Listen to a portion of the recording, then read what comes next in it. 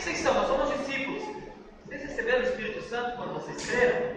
E eles falam: Espírito Santo? O que é Espírito Santo? Quem é Espírito Santo? Na hora que eu vi essa resposta desse grupo, eu fiquei pensando assim: como é possível alguém ser discípulo sem ter o Espírito Santo?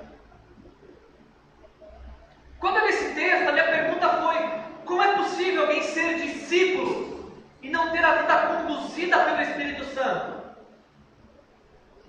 Quando eu olho essa situação, eu penso assim: como é possível alguém ser discípulo e não ter suas decisões, seus temperamentos e os seus impulsos controlados pelo Espírito Santo? Como é possível? A resposta é muito clara: não é possível. Não é possível ser discípulo de Jesus sem ter o Espírito Santo. Não é possível ser discípulo de Jesus e não ser guiado pelo Espírito Santo. Não é possível ser discípulo de Jesus e não ter a vida controlada, os impulsos, os temperamentos, os sonhos controlados pelo Espírito Santo de Deus. Não é possível. Não é possível. Para ser discípulo de Jesus é necessário antes de ser discípulo de Jesus, é necessário entregar a vida para Cristo. É reconhecer os seus pecados, se arrepender dos seus pecados, se entregar para Jesus. E logo após se entregar, depois disso, ter a sua vida guiada e conduzida pelo Espírito Santo de Deus. Paulo está demonstrando para esses homens que faltava algo que era indispensável para o discípulo de Jesus. Paulo ele não nega que esses homens eram discípulos. Não eram discípulos de Jesus, eles eram discípulos de alguém. Não discípulo de Jesus, porque não é possível ser discípulo de Jesus sem o Espírito Santo. E esse grupo de 12 homens, eles de fato mostram que não são discípulos do nosso Senhor Jesus. No versículo 3, Paulo pergunta: vocês foram batizar em nome de quem? E eles falaram assim: o batismo de João, como se fosse a coisa mais óbvia do mundo. Hoje à noite, nós vamos batizar algumas pessoas, e vocês vão ver isso daqui a pouquinho. Mas vocês que já foram batizados, vocês foram batizados no nome de quem? Não é possível ser batizado, ser discípulo, sem ter sido batizado antes, no nome de Jesus. Nós temos um texto que diz que, texto clássico, Mateus 28:19, portanto vão, ou como a gente aprendeu algumas semanas atrás, enquanto vocês estão indo, façam discípulos de todas as nações, batizando-os em Pai, do Filho e do Espírito Santo. Esse grupo de 12 homens, eles eram discípulos de João Batista. Eles talvez até tivessem um amor profundo por Jesus, uma admiração profunda por Jesus, porque ouviram do próprio João Batista que Jesus Cristo é o Cordeiro de Deus que tira o pecado do mundo. E talvez eles viviam como meio evangelho. Jesus perdoa pecados. Jesus nos purifica de todo o pecado. Mas o problema é que o Evangelho não é apenas, se eu posso dizer apenas, o perdão dos pecados. Esses homens viviam uma alienação da fé porque eles viviam com o meio Evangelho. Jesus perdoa os pecados. E eu penso que da mesma forma, muitos de nós hoje em dia vivem alienados também, porque vivemos com esse meio Evangelho. Conhecemos Jesus como nosso Salvador. Quem é Jesus para você? É meu Salvador, é aquele que perdoa meus pecados, é aquele que me salva. Como se a fé se limitasse a uma pólice de seguro contra o fogo. Eu entrego a vida para Jesus, Ele perdoa os meus pecados e eu não vou mais para o inferno. Isso é meio evangelho. Isso não é o evangelho em sua totalidade. Porque quando o evangelho é apresentado para alguém, não apresentamos o evangelho como Jesus como Salvador. Nós apresentamos o Evangelho como Jesus sendo Senhor e Salvador. Jesus sim perdoa pecado, Jesus sim livra o homem do inferno, Jesus sim salva o homem, mas também Ele é Senhor daqueles a quem Ele salva, mas também Ele guia e conduz a quem Ele salva, mas também Ele exerce senhorio sobre quem Ele salva.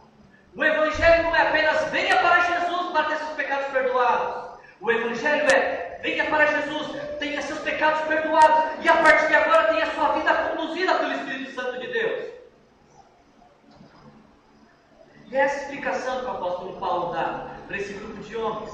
É isso que o apóstolo Paulo fala. Olha, João Batista ensinou que Jesus é o Cordeiro de Deus que tira o pecado do mundo. E vocês acreditaram nisso. Mas o que João não teve tempo de explicar para vocês é que esse Jesus também ressuscitou e que hoje está vivo e que faz parte da vida de todos aqueles que o invocam como Senhor e Salvador. É isso que vocês precisam saber. E aí então, quando esses homens acolhem esta mensagem, quando eles acolhem o Evangelho completo, eles são batizados em nome do Pai, do Filho e do Espírito Santo, e aí então eles recebem o Espírito Santo de Deus em suas vidas. Na nossa primeira cena desta noite, nós nos deparamos com um grupo que estava alienado da fé e que precisavam de uma nova perspectiva do Evangelho. E Paulo vai combater essa alienação compartilhando com este grupo alguns princípios básicos da fé. Sobre, por exemplo, batismo. Somos batizados em nome do Pai, do Filho e do Espírito Santo. Quando nos batizamos, ao descermos nas águas, primeiro, estamos obedecendo a Jesus. Porque Jesus disse, batizem-se. Quem quer ser discípulo precisa ser batizado. Então, o ato de se batizar, como veremos nessa noite, em primeiro lugar, é uma submissão ao Senhor de Jesus. Jesus quer para fazer e batizar. Lá vou eu. Mas não é só isso. Os nossos batizandos nesta noite vão se batizar também porque eles querem se parecer com Jesus. A Bíblia nos ensina que o batismo é um ato de identificação com Jesus. Quando nós descemos as águas, nós nos identificamos com Jesus em sua morte. Mas quando saímos das águas, fica tranquilo, não vai ficar muito tempo não, viu gente? É rápido, tá? Quando saímos das águas, nos identificamos com Jesus na sua ressurreição. Portanto, aqueles que se batizam dizem, eu quero me identificar com Jesus, eu quero parecer com Ele na sua morte e morrer para esse mundo, e eu quero ressuscitar para uma nova vida com Jesus, como meu amigo, como meu Senhor, como aquele que participa de todas as minhas decisões. E aqueles que vão se batizar essa noite, e todos os que se batizam, além de obedecer a Jesus, e além de se identificarem com Cristo, estes também passam a serem inseridos na igreja, na comunidade de fé dos discípulos, porque Paulo nos ensina que através do batismo passamos a fazer parte de uma igreja. Através do batismo somos inseridos na vida da igreja, da qual ajudaremos a sustentar com nossos recursos, da qual serviremos com nossos dons e talentos, da qual testemunharemos para esta sociedade. Paulo se depara com esta alienação e ele combate esta alienação de fé, ensinando, trazendo simples princípios da fé. Na segunda cena desta noite, Paulo se depara com uma alienação religiosa. Quando ele vai até a sinagoga, ele se encontra com um grupo que, imagino eu, por serem da sinagoga, um grupo que conhecia muito bem o Antigo Testamento. Alguns deles, inclusive, tinham todo o Antigo Testamento, ou parte do Antigo Testamento decorados. E estes homens, para quem Paulo está pregando na sinagoga, estes homens com quem Paulo está argumentando na sinagoga, nos diz o versículo 9, alguns deles se endureceram e recusaram a...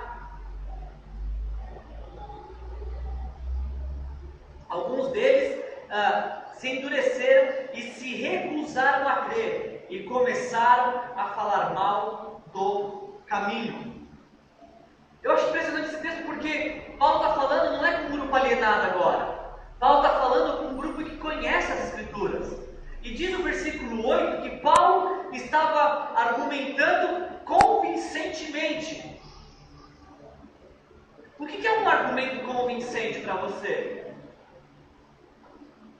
Quando alguém vem conversar comigo em um diálogo e argumenta de forma convincente, eu penso que essa pessoa argumentou de tal forma que eu tenho que concordar com ela. Quando eu argumento com você de forma convincente, você chega a uma conclusão, não, realmente ele está certo.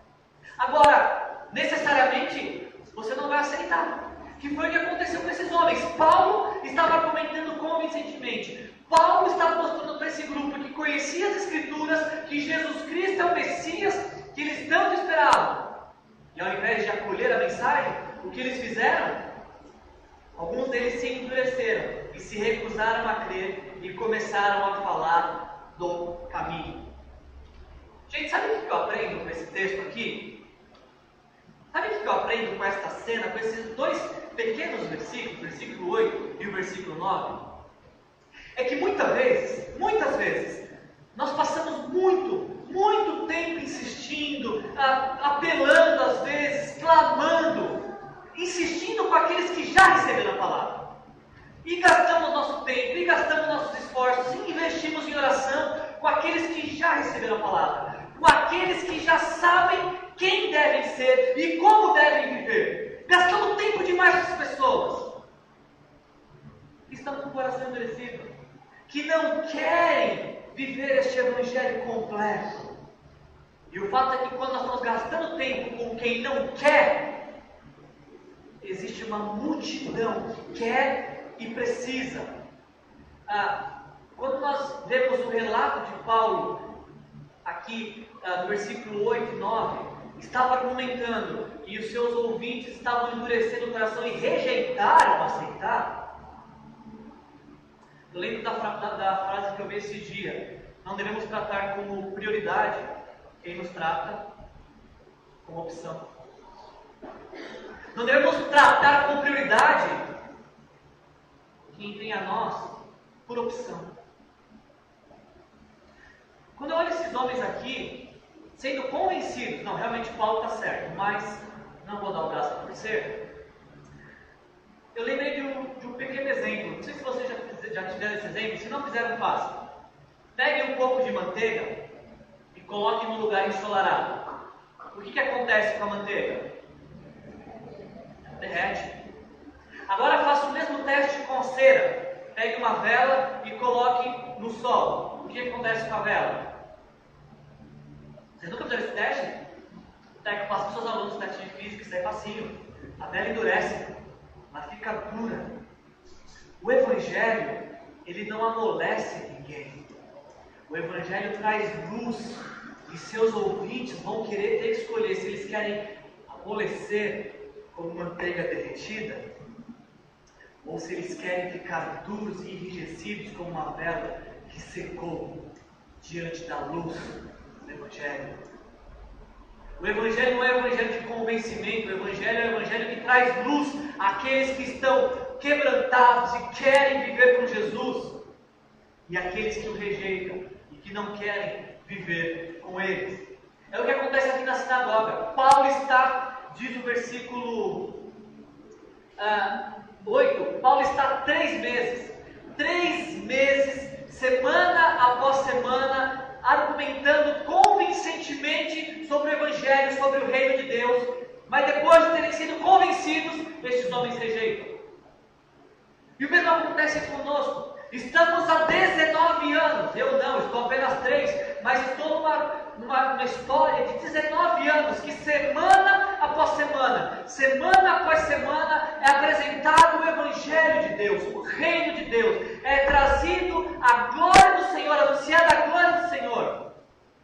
E da mesma maneira que aconteceu em Éfeso, acontece hoje em dia também. Ao longo dessa história de 19 anos, alguns se quebrantam, alguns ficam como manteiga derretida, mas outros se endurecem e rejeitam este Evangelho, porque preferem ficar alienados de forma religiosa, preferem rituais ao invés da essência, preferem ir para a igreja do que ser igreja, preferem um Evangelho que lhes agrade, que seja confortável, ao invés de um Evangelho que traga mudança de vida.